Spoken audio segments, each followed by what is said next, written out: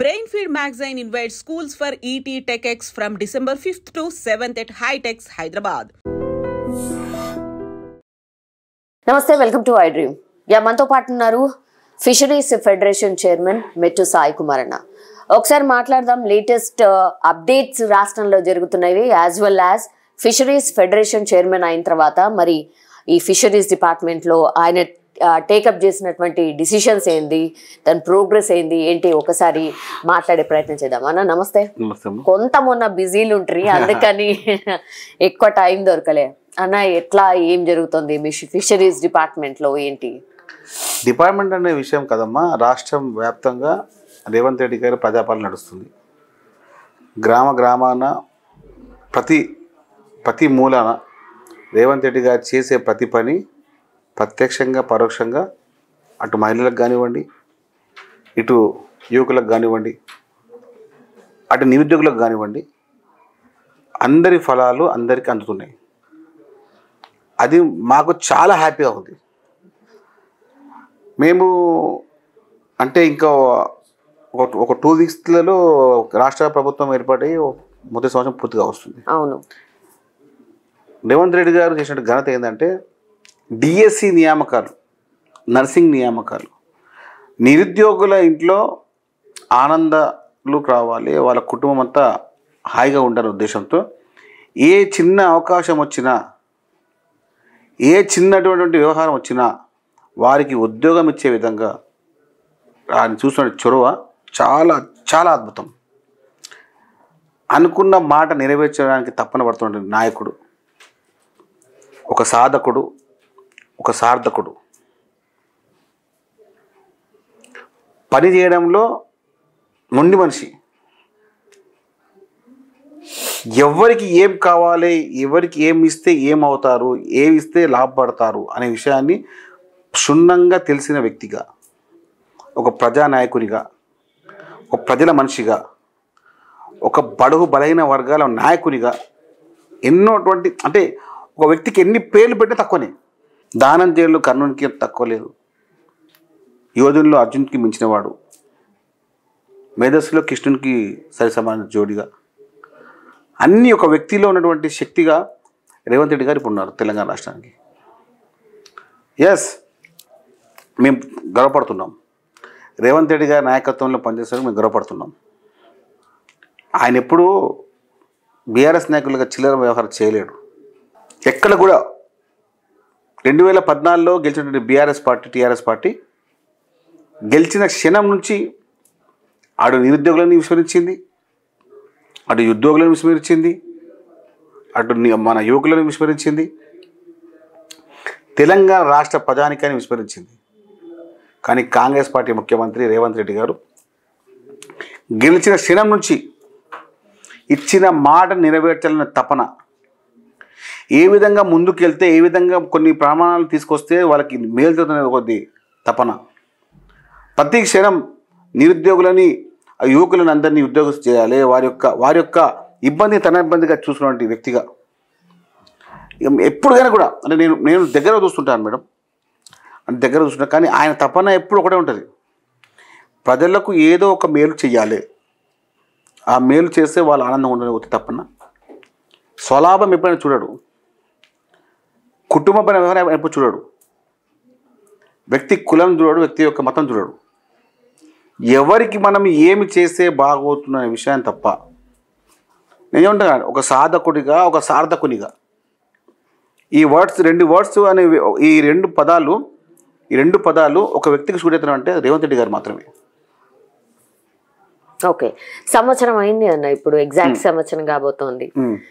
పరిపాలన ఎట్లుంది అని అంటే మీరేమో చాలా బాగుంది అని మీరు చెప్తున్నారు, కానీ మీరు ఇంతకు ముందు బీఆర్ఎస్ ప్రస్తావన తీసుకొచ్చారు కాబట్టి ఏదో ఒకటి మీరు ఏ టేకప్ చేసినా ధర్నాలు చేస్తున్నారు, అది కాదంటున్నారు, ఇది కాదంటున్నారు, తగ్గింది మా వల్లనే కాంగ్రెస్ పార్టీ తగ్గుతుంది, లేదంటే మా పోరాటం వల్లనే న్యాయం జరుగుతుంది ప్రజలకు అనే ప్రొజెక్షన్ ఇస్తుంది.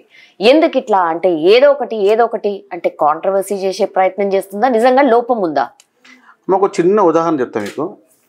కాంగ్రెస్ పార్టీ గాంధీ భవన్ వ్యవహారాల్లో ఇప్పుడు మా అకౌంట్లో ఉన్న డబ్బు ఎంత తెలుసమ్మా? మా అకౌంట్ ఉంటుంది, గాంధీ భవన్ అకౌంట్ ఉంటుంది. అందులో 2,70,00,000 అమ్మా. ఓన్లీ 2,70,00,000 మాత్రమే. 2 కోట్లు. ఓకే. 2,70,00,000. మేము పుట్టిన పార్టీ వచ్చేసి 140 years, 55 సంవత్సరాలుగా 60 సంవత్సరాలు దాదాపుగా మేము పార్టీలో అధికారంలో ఉన్నాము. కానీ మా అకౌంట్లో ఏమో 2 కోట్లు ఉంటాయి. కానీ మీరు పుట్టింది 20 ఏళ్ళ కింద పుట్టి 2014 మీరు అధికారంలోకి వస్తే మరి మీ అకౌంట్లో ఏమో 1,500 కోట్లు ఉంటాయి. ఎట్లుంటాయమ్మా చెప్పొచ్చు కదా కొంచెం కూడా. ఆ 10 ఏళ్ళు మీరు చేసిన ఘనత ఏంది? ఆ 10 ఏళ్ళు మీ అకౌంట్ డబ్బు ఎట్లా వచ్చింది? దేశంలో 1,449 కోట్ల రూపాయలు ఒక పార్టీకి ఉందంటే అది బీఆర్ఎస్ పార్టీ. ఒక ప్రాంతీయ పార్టీకి, ఆ బీఆర్ఎస్ పార్టీకి ఏ విధంగా అంత డబ్బు అట్లా ఇట్లా వచ్చిందో ఆ సూత్రాలు, ఆ మార్గాలు, ఆ పని చేసినటువంటి వ్యవహారాలు చెప్తే 60 సంవత్సరాల కాంగ్రెస్ పార్టీ అధికారంలో, ఆ కాంగ్రెస్ పార్టీకి 2 కోట్లు మాత్రమే ఉంటాయి అధికారంలో. కాబట్టి ఒక 10 ఏళ్ళ అధికారంలో 9 ఏళ్ళ అధికారులు వాళ్ళు ఉంటే 14,000 కోట్లు వస్తాయి. ఎట్లా వస్తాయో కొంచెం అలాంటి దానవీర శూరకర్ణులు ఎవరో వాళ్ళు చెప్తే మేము కూడా కొంచెం మార్గం చూసుకుంటాం చెప్తున్నాం. దీనికన్నా మోసం ఎక్కడ ఉందమ్మా? దోచుకుంది ఎక్కడమ్మా? ఉడ్డి కేవలం అది మీకు కనబడే డబ్బు మాత్రమే. అది 10 సంవత్సరాల్లో 1,500 కోట్ల రూపాయలు వాళ్ళ వ్యక్తిగతమైన పార్టీ అకౌంట్లలో ఉంటాయి. వాళ్ళ వ్యక్తిగతంగా ఏమో 1,000 కోట్లు ఉంటాయి. బీఆర్ఎస్లో పనిచేసేటువంటి గత 10 సంవత్సరాలు పనిచేసే ఏ వ్యక్తి దగ్గర కూడా 100 కోట్లకు తక్కువ ఎవరి దగ్గర ఆస్తులు లేవు. ప్రతి ఒక్క దగ్గర బీఆర్ఎస్లో పనిచేసేటువంటి ఎమ్మెల్యే, ఎంపీ, కౌన్సిలర్, జిల్లా పరిషత్ 10 నాయకులు ఎవరు ఉంటారో 100 కోట్ల తక్కువ లేడు. ఇది రాజకీయ ఆరోపణ అంటున్నారా లేకపోతే నిజం మాట్లాడుతున్నా? దగా చేసిర్రు, దోచుకున్నా చెప్తున్నాను. ఇది గాలి మాట కాదు. ప్రజల్ని వంచి పీడించారు వాళ్ళు. మేము ఎన్ని మేలు చేస్తున్నా కూడా ఈ కళ్ళు లేని కబోదులు, ఈ చోలున్న వీళ్ళని ఈ చోటి వాళ్ళు, నిజం మాట్లాడలేని ఈ దుష్టులు, డిఎస్సిలా రేవంత్ రెడ్డి గారు అందరికి నియామక పత్రాలు ఇస్తే వారి కళ్ళలో చూసిన ఆనందం ఏ విధంగా ఉందంటే మా కళ్ళలో నీళ్ళు వచ్చేసినాయి. మాకు ఎవరండి 10 సంవత్సరాలు ఇబ్బంది పెట్టింది? ఎవరు గ్రూప్ 1 గ్రూప్ 2 ఓ చెప్పండి. మేము ఇప్పుడు వద్దన్నామా? కాంగ్రెస్ పార్టీ 10% వద్దన్నదా? అప్పుడు మీరు చేయకుండా మేము చేస్తే మీరు ఓర్వకుండా చిల్లర మాటలు మాట్లాడుకుంటా, చిల్లర వ్యవహారం చేసుకుంటా తెలంగాణ రాష్ట్రంలో బీఆర్ఎస్ పార్టీ నాయకులని దేశవ్యాప్తంగా తిరుగుతున్నారు. ఈ దుర్మార్గులు ఎందుకున్నారా ఇంకా అని చెప్పి రాష్ట్ర ప్రజలు చీకొడుతున్నారు. అసలు వీళ్ళు మనుషులేనా అని అడుగుతున్నారు వాళ్ళని. ఇలాంటి దుర్మార్గులకు రాజకీయం చేసే అర్హత లేదు, వాళ్ళ హక్కు కూడా లేదు.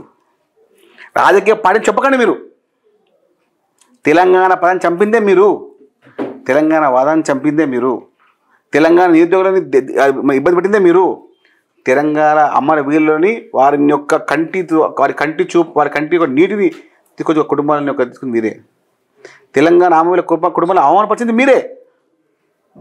మేము అక్కడ చేసుకుంటున్నాం. తెలంగాణ అమర వీరులని మేము గుండెలు పెట్టుకుంటామని చెప్పాము. ఎస్, వారికి మేము గుండెలు పెట్టుకుంటాం. తెలంగాణ నిరుద్యోగులు అందరూ ఉద్యోగం చేస్తామన్న ముఖ్యమంత్రి రేవంత్ రెడ్డి గారు అదే పనిలో ఉన్నారు. ఆయన యజ్ఞాన్ని ప్రారంభించారు. అప్పుడు మహారుషులు యజ్ఞాన్ని ప్రారంభిస్తున్నప్పుడు మహారుషులు పాలిస్తుంటే అప్పుడు రాక్షస తత్వం ఉన్నటువంటి వ్యక్తులు వచ్చి ఆ యజ్ఞం జరగకుండా ఏదో ఒక ఇబ్బంది పెట్టేవాళ్ళు. పురాణాలు అదే జరిగేది. ఇప్పుడు కూడా రేవంత్ రెడ్డి ఒక యజ్ఞం ప్రారంభించారు. ఈ రాక్షస తత్వం, ఈ రాక్షస గుణాలు ఉన్న వ్యక్తులు ఏదో ఒక పరంగా మాట్లాడుతున్నారు. కానీ దైవ సంకల్పం ముందు, దైవ నిర్ణయం ముందు, దైవ యొక్క అనుగ్రహం ముందు ఈ దుర్మార్గులకి యొక్క పని ఏ మాత్రం కూడా ముందుకు సాగవు. దోచుకున్నారు అనడం తప్పించి మరి మీరు అసలు ఏం చర్యలే తీసుకోనప్పుడు మీరు జస్ట్ రాజకీయంగా ఒక ఆరోపణ చేస్తున్నారు అంతే.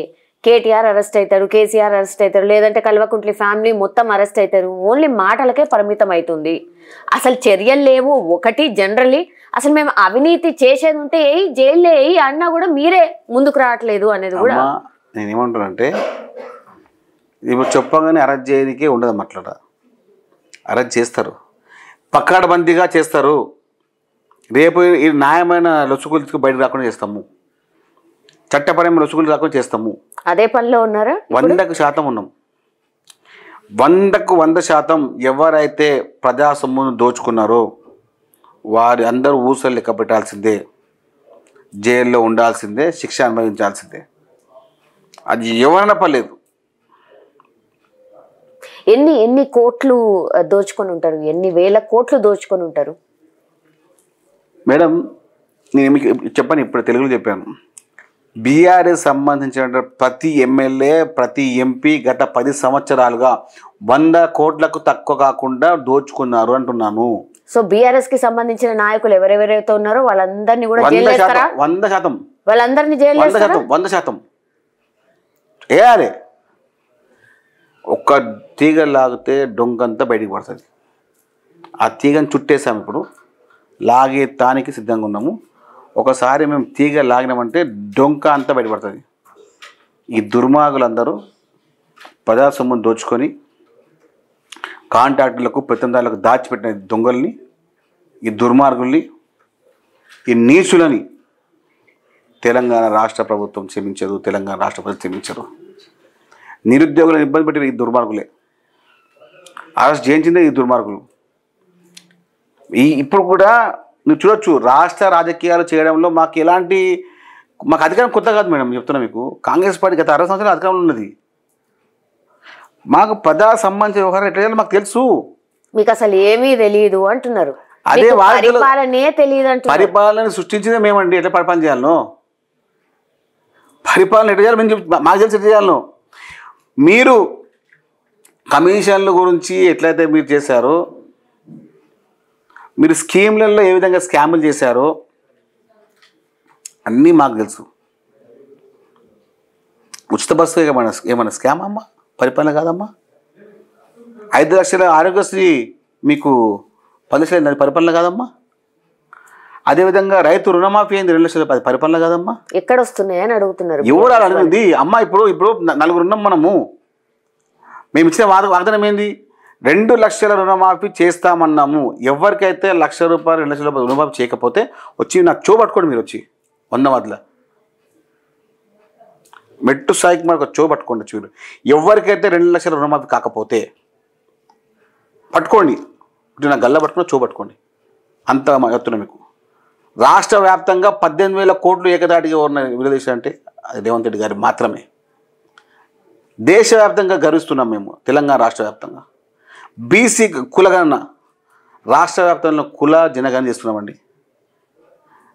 దేశానికి ఆదర్శంగా అయింది తెలంగాణ రాష్ట్రం. అరే ఇన్ని మంచి పనులు చేస్తుంటే మేడం ఒక మాట వినండి. 2014 నుంచి 23 వరకు గ్రూప్ 1 ఎగ్జామ్ నిర్వహించదా?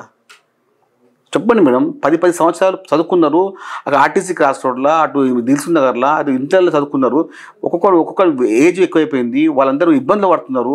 అది మన టిఫిన్ సెంటర్ పనిచేసినారు. గ్రూప్ 1 ఆఫీసర్లు అప్లై చేసిన వాళ్ళు టిఫిన్ సెంటర్లో పనిచేసినారు. ఇంకా మీ కళ్ళు చల్లబడలేదా? ఇంకా మీ కడుపు చల్లలేదా? మీరు మనుషులేనా? అసలు మీరు చేసినటువంటి ప్రామిసెస్ ఇంకా చాలా ఉన్నాయి సార్. 420 హామీలు అని పదే బీఆర్ఎస్ పార్టీ చెప్తోంది. 420లకే 420 నెంబర్ తెలుసు అండి. మాకేం తెలుసా విషయం? 420 చీటర్స్కి తెలుసు చీటింగ్ నెంబరు. మాది 6 నెంబర్ అండి. 6 పథకాలు, 6 గ్యారంటీలు. ఇప్పుడు ఒక్కోసారి మీకు అనిపిస్తుందమ్మా, నాకు కొన్ని విషయాలు నాకు అర్థం కావట్లేదు. 10 సంవత్సరాలు వాళ్ళు రుణమాఫీ చేయలేదు, అప్పుడు ఎందుకు మాట్లాడలేదు అని వాళ్ళందరూ అమ్మా చెప్పండి. మేము అడుగుతాం మీకు, ఎందుకు మీరు గ్రూప్ 1 ఎందుకు ఇవ్వలేరు? ఏదో చెప్పరా మీరు? ఎందుకు మీరు డిఎస్సి నిర్వహించలేదు? ఎందుకు మీకు రుణమాఫీ చేయలేదు? ఎందుకు మీరు నిరుద్యోగులను ఆదుకోలేదు? ఎందుకు బాబు మీరు తెలంగాణ వాదం చంపారు అని కూడా అడగలేదు? బీఆర్ఎస్ టీఆర్ఎస్ అనే పదాన్ని చంపి బీఆర్ఎస్ చేసిన ఎవరాలు? మిమ్మల్ని ఓట్ చేయమన్నారు. ఇంత డబ్బు మీకు ఎట్లా వచ్చింది? 1500 కోట్లు మీ పార్టీలోకి ఎలా జమ అయింది? అంత మంచి మనుషులు ఉన్న తెలంగాణ రాష్ట్రంలో మీకు డబ్బు ఇచ్చిన వాళ్ళు కాంట్రాక్టర్లే కదా. జాతీయ పార్టీని మిమ్మల్ని ఎందుకు నమ్మలేదు? ప్రాంతీయ పార్టీ వాళ్ళని ఎందుకు నమ్మారు? ఎవరు నమ్మిర్రు? ఎవరు కాంట్రాక్టర్లమో? కాంట్రాక్టర్ మాకే సంబంధము. బీఆర్ఎస్ పార్టీ కాంట్రాక్ట్ పార్టీ, మాది కమిట్మెంట్తో ఉన్న పార్టీ. కాంగ్రెస్ అంటే కమిట్మెంట్. సీఎం అనే పదానికి 3 అదాలు రా చెప్తున్నామ్మా, అది సూటబుల్ ఏమని ఒక రేవంత్ రెడ్డి గారు మాత్రమే. CM common man Revanth Reddy గారు, commitment man CM Revanth Reddy గారు, credibility man CM Revanth Reddy గారు. ఈ 3 పదాలు ఒక వ్యక్తికి చూడెత్తుంది. మేము ఎప్పుడు మాట్లాడలేదు. ప్రజా వ్యతిరేక పాలనని అందించింది మీరైతే, ప్రజాపాలన అందిస్తుంది మేము. ఇందిరా పార్క్ని ఎవరమ్మా ఆపింది? ధన చేయకుండా ఎవరమ్మా ఇందిరా పార్క్ని ఓపెన్ చేసింది? చెప్పండి. ఎస్, ఫస్ట్ నుంచి గొంతుకుండా అని చెప్పినాం. అరే దుర్గానపల్లని మీరు చేసి మీరు మా మీద మాట్లాడుతారండి. మీరు అసలు మీకు ఏమైనా అర్హత ఉందా అసలు మాకు మాట్లాడడానికి? మీకు ఏం అర్హత అంటున్నాను అడుగుతున్నాను బీఆర్ఎస్ నాయకులకు. మహబూబాబాద్లో ఇవాళ రైతు ధర్నా జరిగింది. అందులో కేటీఆర్ గారు రేవంత్ రెడ్డి గారిని ఉరికిచ్చి కొడతాము అన్నటువంటి మాట మాట్లాడిండ్రు. రైతుల్ని పట్టించుకోని పార్టీ ఏదైనా ఉంది అంటే కాంగ్రెస్ పార్టీ, రైతులను ఇబ్బంది పెడుతున్న పార్టీ ఏదైనా ఉందంటే మీ పార్టీ అనేది ఆయన ఆరోపణ. అమ్మ డ్రగ్స్ తీసుకుంటే ఆయన ఏమో తెలియదమ్మా. ఆయన డ్రగ్స్ తీసుకుంటారు కదమ్మా. ఎవరైతే లిక్కర్ తాగిన వ్యక్తి ఉంటారు కదమ్మా, లిక్కర్ అంటే కొంతమంది లిక్కర్ ఎక్కువ తాగుతారు అనమాట. వాళ్ళు ఏమాత్రం తెలియదు. ఈ లిక్కర్ కన్నా 10 times ఎక్కువ ఉంటాయి డ్రగ్స్ అంటే. ఆయన చాలా తెలుసు, ఆయనకు డ్రగ్స్లో ఎన్ని ఐటమ్స్ కూడా అన్నీ తెలుసు. ఆయన డ్రగ్స్ దగ్గర బయటికి వెళ్ళాలమ్మా. ఆయన ఏ మీటింగ్ పోయినా ఆయన టెస్ట్ చేయాల్సిందే. కేటీఆర్ గారు ఆయన drug dealer also, drug heist also అమ్మా. ఆయనకు ఈ వైన్స్ అనేది నథింగ్. ఆయనకు మా తాగేది నథింగ్. ఆయన ఇష్టపడైనా అసలు. అలాంటి వ్యక్తులు మాట్లాడితే ఎవరు నమ్ముతారమ్మా? సభకి తాగబోతు మాటలు నమ్ముతారమ్మా? సభకి చాలా మంది వచ్చారు, జనాలు ఫుల్ వచ్చారు. వస్తారమ్మా, వస్తారు. ఎందుకు రారు? వాళ్ళు ఉండరు అక్కడ లోకల్గా, వస్తారు. ఈ దుర్మార్గం జూనికి వస్తారు వాళ్ళకి. ఇలాంటి దొంగ మాట ఇంటికి వచ్చారు వాళ్ళకి. వాళ్ళ టీవీ ఉంది కమ్మా, టీవీ 10,000 మంది రాకుంటే 10,000 మంది వస్తే 1,00,000 మంది చెప్పుకుంటారు వాళ్ళు. చిన్న టెంట్ వేసి కూర్చోబెట్టి మాట్లాడిస్తారు. ఎంతమంది ఏమొచ్చారమ్మా? ఏముందో చూస్తారమ్మా అందరికీ. భాజపాగా 10 సంవత్సరాలు కేటీఆర్ అనే వ్యక్తి వాళ్ళ కార్యకర్తనే పట్టించుకోలేడు.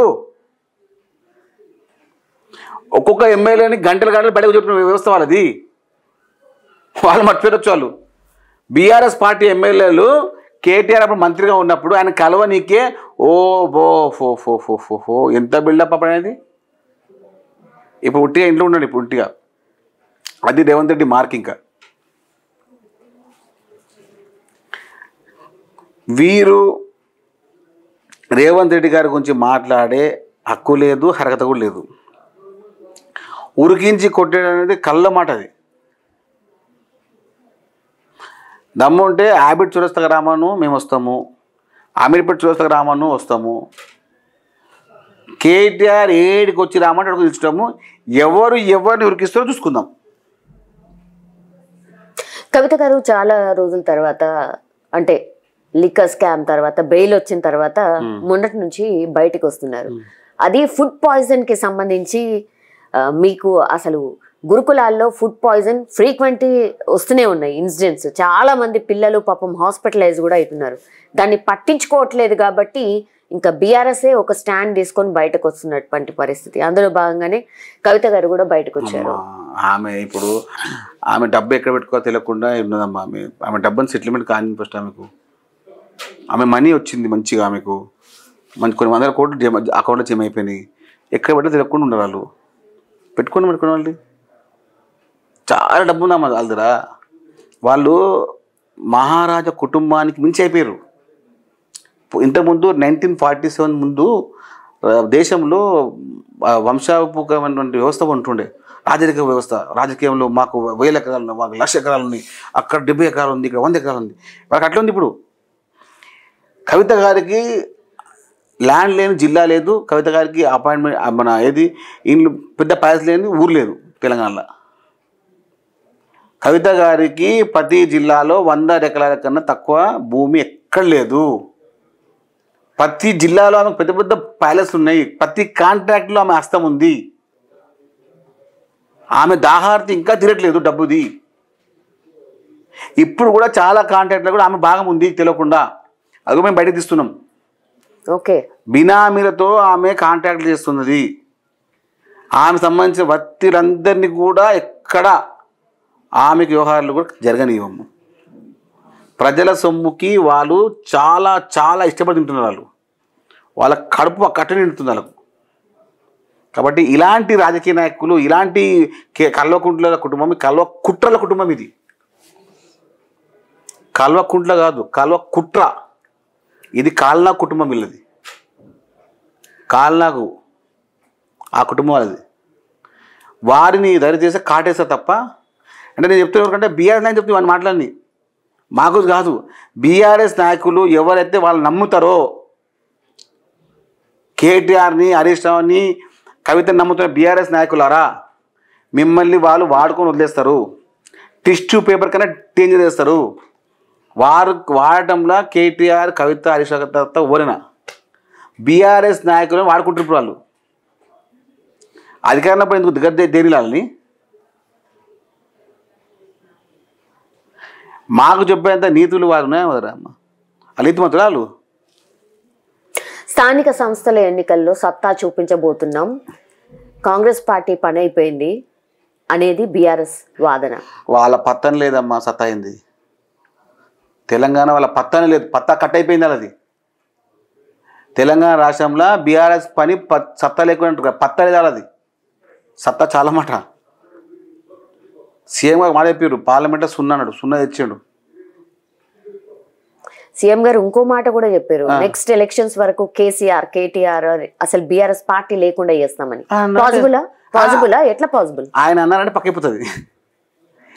రేవంత్ రెడ్డి గారు ఒక మాట అన్నారంటే ఒక దినం మట్టు, ఒక దినం ఇట్టు, పని పక్కా అవుతుంది. భయపడే వ్యక్తి కాదు.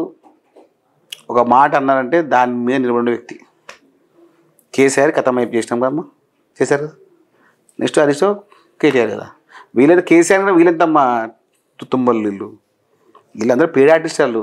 కేసీఆర్ కేసీఆర్ నాయకుడు కొట్టింది ఎవరు? మహానాయకుడు.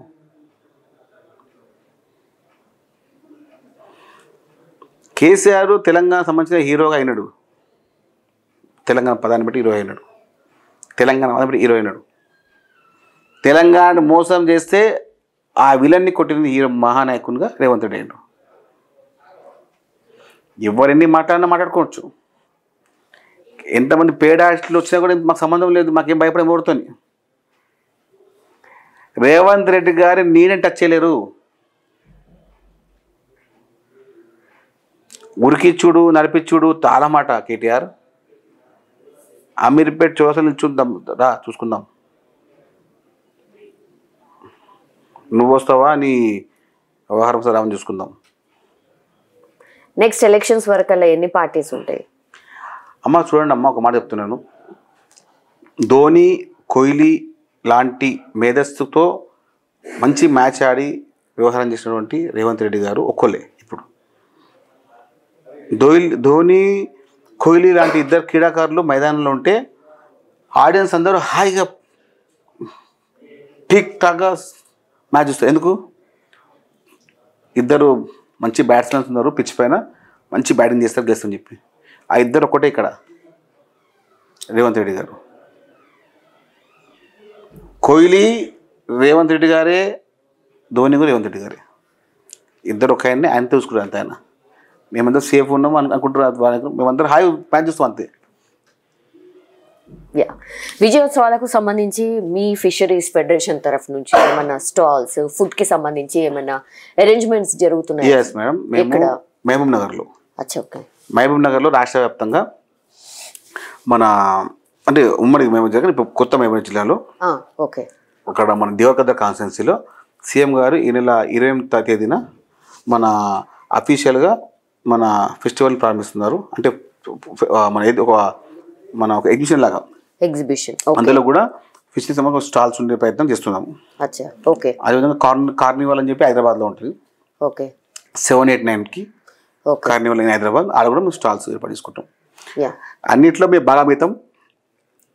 మా వంతు ఫిషరీస్ డిపార్ట్మెంట్ ఏం చేయాలో, మహిళలకు ఏ విధంగా చేయాలో, ఇట్లా మత్స్యకారం చేయాలో అనేది మా యొక్క ఉద్దేశం ఉంది, మా యొక్క లక్ష్యం అదే. మా తరపున తెలంగాణ రాష్ట్ర ప్రభుత్వం తరపున మత్స్యకారులకు ఏ విధంగా చేయాలని చెప్పి పూర్తి లక్ష్యంతో మేము పనిచేస్తున్నాం. ఆ లక్ష్యానికి అనుగుణంగా మేము ముందుకెళ్తాం. Thank you so much.